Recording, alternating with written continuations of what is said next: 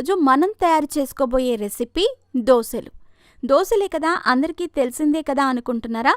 కానీ కొత్తగా పెళ్ళైన వాళ్ళు, అలాగే కొత్తగా వంట నేర్చుకునే వాళ్ళు, బ్యాచులర్స్ దోశలు ఎలా వేయాలో తెలుసుకోవటం కోసం ఈ వీడియోలో చెప్తున్నాను.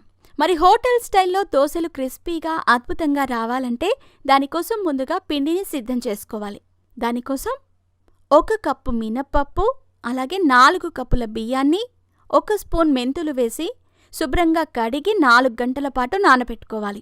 అలా నానిన పప్పుని మిక్సీలో కానీ గ్రైండర్లో కానీ వేసుకుని ఇలా మెత్తగా రుబ్బి పెట్టుకోవాలి. ఇందులో రుచికి తగినంత ఉప్పు కలిపి ఒక పూట పులియబెట్టాలి. పిండి ఎంత బాగా పులిస్తే దోశలు అంత బాగా వస్తాయి. దోశ పిండి మరీ చిక్కగా కాకుండా పలుచగా కాకుండా చూసుకోవాలి. ఇప్పుడు స్టవ్ వెలిగించి పెనం పెట్టి పెనం కాస్త వేడెక్కాక ఉల్లిపాయతో ఇలా రుద్దాలి. తర్వాత ఒక గరిటెడు పిండిని వేసి ఇలా నిదానంగా గుండ్రంగా తిప్పుతూ దోశని వేసుకోవాలి. దోశ వేగుతున్నప్పుడు సన్నగా కట్ చేసుకున్న ఉల్లిపాయ ముక్కలు కాసిన్ని, అలాగే సన్నగా కట్ చేసుకున్న పచ్చిమిర్చిని కూడా వేసుకోవాలి. తర్వాత 1-2 స్పూన్ల ఆయిల్ కూడా వేసుకుని దోశను వేగనివ్వాలి.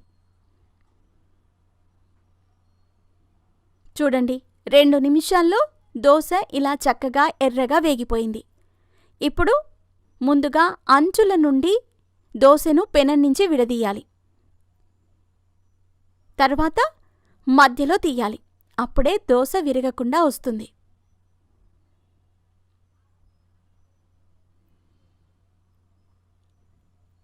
దోశ ఇలా చాలా బాగా క్రిస్పీగా వచ్చింది కదా.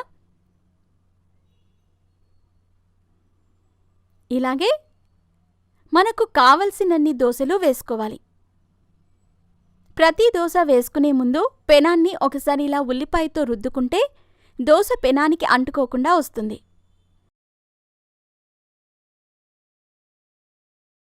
చూడండి, ఇలా ఒక గరిటె పిండిని వేసుకుని గుండ్రంగా తిప్పి దోశ వేసుకోవాలి. తర్వాత కాసిన్ని ఉల్లిపాయ ముక్కలు, అలాగే కాసిన్ని పచ్చిమిర్చి ముక్కలు వేసుకోవాలి. కావాలనుకుంటే ఇక్కడ క్యారెట్ తురుము, కొత్తిమీర కూడా వేసుకోవచ్చు. తర్వాత కాస్త ఆయిల్ వేసుకుని దోశను ఎర్రగా కాల్చుకోవాలి. ఇలా ఎర్రగా వేగిన దోశని ముందు అంచుల నుంచి విడదీసి తరువాత మధ్యలో విడదీస్తే దోశ విరగకుండా వస్తుంది. అంతేనండి, హోటల్ స్టైల్లో అద్భుతంగా క్రిస్పీగా దోశలు రెడీ అయ్యాయి.